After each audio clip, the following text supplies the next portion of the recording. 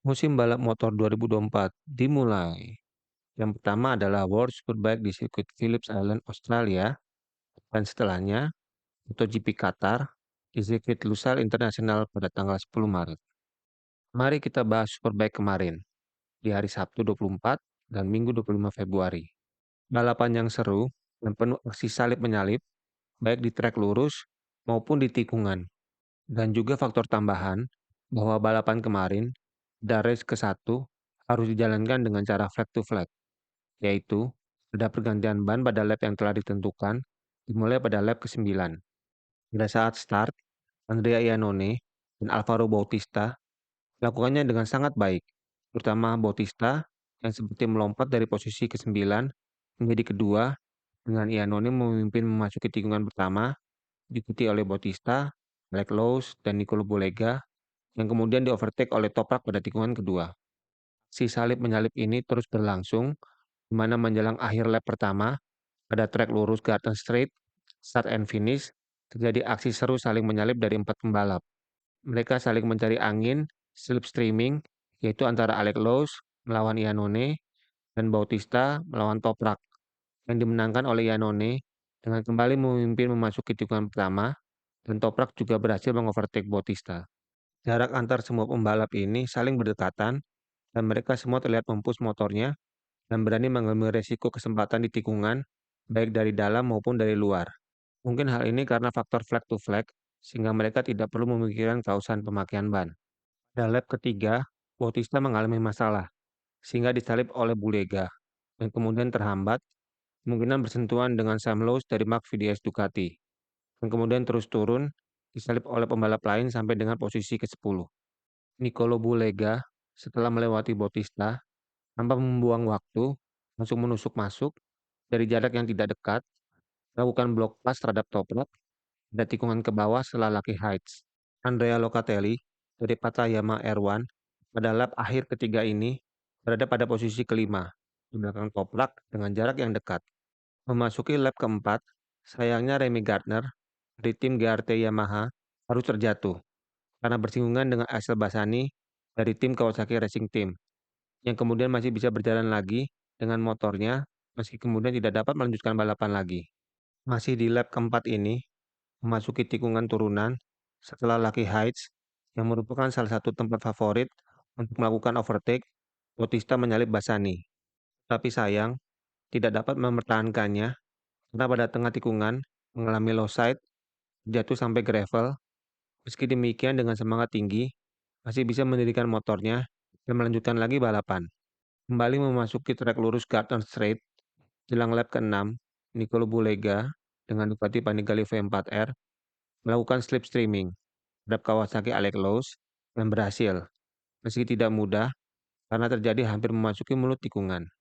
Di sini terlihat bahwa Kawasaki tidaklah kalah atau bisa bersaing dengan Ducati Panigale V4R, karena upaya yang dilakukan oleh Bulega harus besar, tidak semata-mata karena keunggulan tenaga motornya.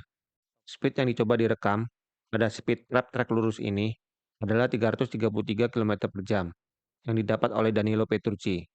Kembali pada trek lurus di lap ke-7, Nicolo Bulega berhasil menyalip, melakukan slipstreaming, dan leg brake terhadap Iannone dan menjadi pemimpin balapan. Pada saat yang sama, Toprak dengan BMW 1000 RR dari Rocket BMW Motorrad juga berusaha melakukan slipstreaming terhadap Alex Lowes, tapi tidak berhasil karena Alex Lowes berusaha mempertahankan posisi dengan melakukan pengereman yang dalam. Toprak sebagai master of late braking sepertinya belum bisa mengeluarkan seluruh kemampuannya dalam hal pengereman dan mengambil sikap moderate dengan berhati-hati. Mungkin ada yang dirasakan oleh Toprak terhadap motornya pada balapan kali ini. Si saling salib antara Alex Lowes dan Iannone memperebutkan posisi kedua membuat Nicolo Bulega menjauh. Pada lap ke-9, Bulega masuk pit untuk melakukan flag to flag yang diikuti oleh tiga pembalap terdepan, yaitu Alex Lowes, Iannone, dan Toprak.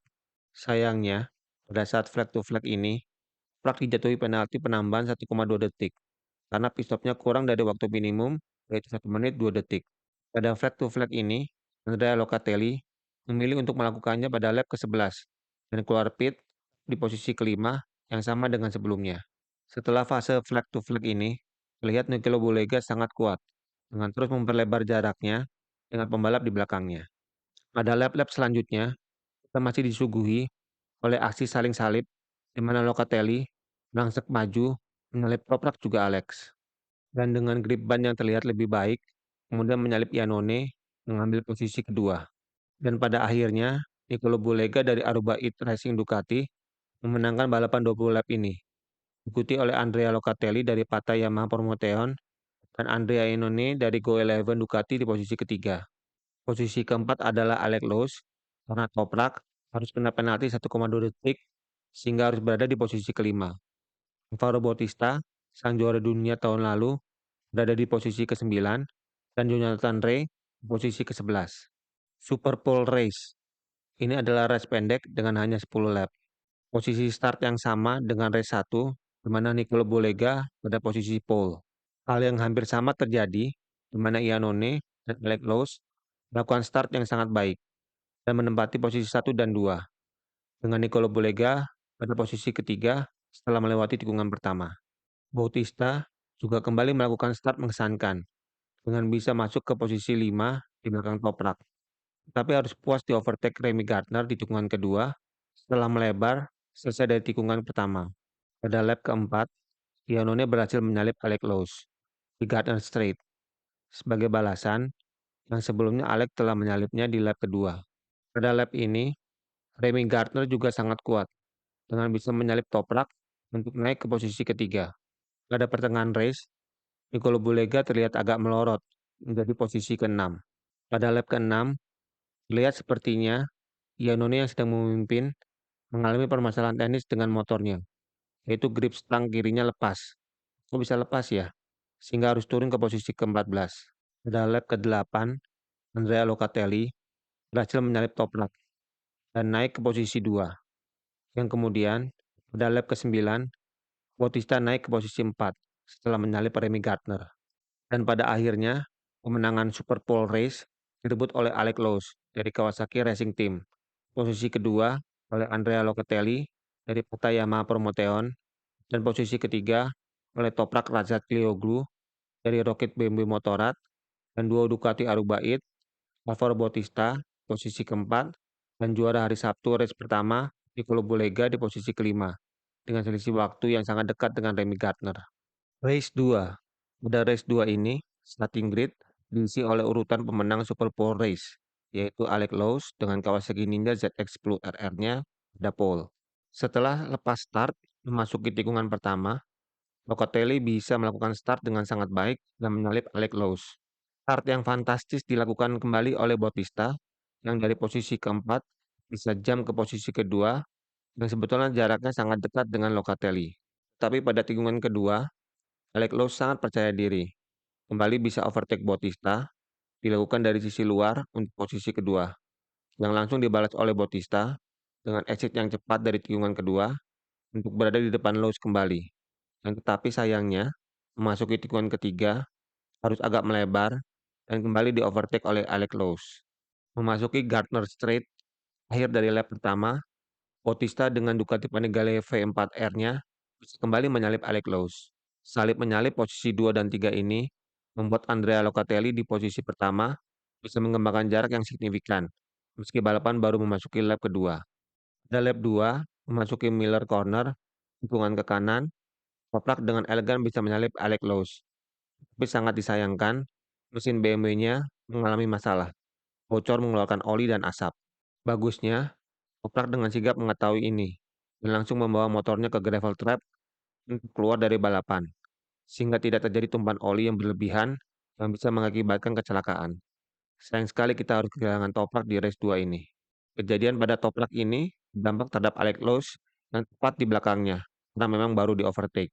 Alex Lowe's harus menghindar dan manuver ini tidak disia-siakan oleh pembalap di belakangnya. Sam Lowe's, Jonathan Rea, Michael Ruben Rinaldi, dan Iannone. Alex Lowe's harus turun menjadi posisi 7. Race 3 kembali masuk ke straight line start and finish. Iannone dengan slipstreaming dan late braking-nya bisa langsung menyalip dua pembalap sekaligus, yaitu Rea dan Rinaldi, untuk memasuki tikungan pertama.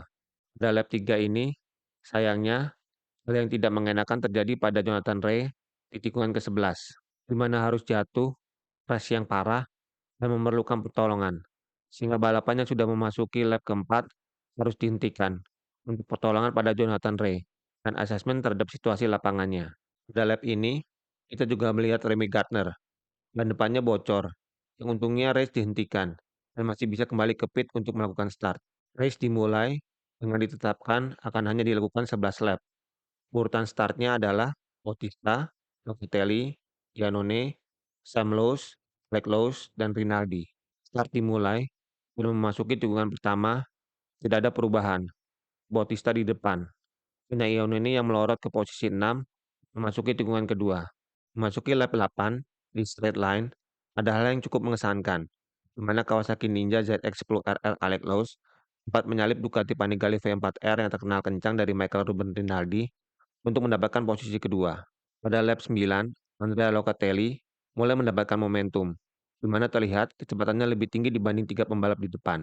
Rinaldi, posisi ketiga pada lap ini di tikungan ke-11, disalip oleh Locatelli, yang setelahnya kemudian terus melakukan pengejaran kepada Bautista dan Alex Lowe's di posisi 1 dan 2. Memasuki lap terakhir, di tikungan pertama, Andrea Locatelli sudah mendekati Alex Lowe's.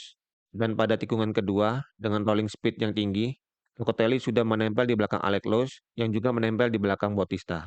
Pada lap terakhir, memasuki Miller Corner, Locatelli melakukan overtake kepada Alex Lowe's, tetapi sayangnya agak melebar setelahnya, dan Alex Lowe's bisa kembali mengambilnya dari dalam. Entah kenapa, pada saat yang bersamaan, dalam usaha untuk recovery dari menikung yang melebar, Locatelli malah mengalami high side dan crash. Sayang sekali. Seruan terus berlangsung di lap terakhir, dengan aksi brilian dari Alex Lowe's memanfaatkan grip yang besar untuk menyalip Bautista dari sisi luar di tikungan sweeping menanjak Lucky Heights. Bautista mencoba membalas dengan menempel dan mengambil kesempatan, tapi di tikungan Alex Lowe's terlihat lebih kuat. Satu-satunya jalan adalah mengandalkan power dari Ducati untuk adu sprint di trek lurus, dan ini dipersiapkan Bautista dengan baik. Dengan keluar dari tikungan terakhir, menempel dengan Alex Lowe's, kemudian slipstreaming, tapi sayangnya belum cukup karena Alex Lowe's juga berkendara dengan baik. Ninja ZX-10RR ini di aspal yang baru terlihat kuat setelah keluar dari tikungan terakhir. Pada akhirnya, Alex Lowe's tetap mempertahankan posisinya di nomor satu, dengan Bautista sepersekian detik side by side di belakangnya. Wih, sungguh akhir balapan yang seru.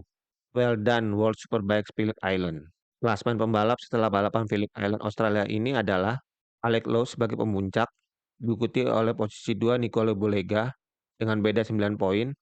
Nomor 3 adalah Locatelli, beda 21 poin, sedangkan Bautista posisi 5, beda 23 poin, dan Toprak urutan 8, beda 32 poin. Catatan yang terlihat di sini adalah aspal baru membuat beberapa pembalap menjadi kuat, tapi ada juga yang masih perlu adaptasi. Mungkin ada gaya membalap yang kurang cocok karena cengkeraman aspal yang kuat dan abrasif, atau setting motor yang belum didapat. Motor seperti Kawasaki Ninja terlihat kuat dan bisa bersaing di trek lurus dengan Ducati karena corner exit-nya yang lebih cepat di aspal baru ini. Dan problem musim lalu Kawasaki di Phillip Island ini, yaitu tingkat kaosan ban yang tinggi, sepertinya hilang dengan aspal sirkuit yang baru. Berbeda dengan Ray dan Toprak, yang terlihat belum terlalu bisa mengeluarkan gaya berkendara mereka yang sebenarnya. Mereka dengan gaya berkendara late break dan terlihat seperti menari dengan sliding pada saat corner entry, sepertinya tidak bisa dilakukan karena cengkeraman ban ke aspal yang tinggi. Mungkin jawabannya akan kita lihat di ronde selanjutnya, yaitu Superbike Catalunya Spanyol. Apakah Kawasaki dengan Alex Lowe's yang telah mendapatkan tambahan sedikit FM akan tetap kuat?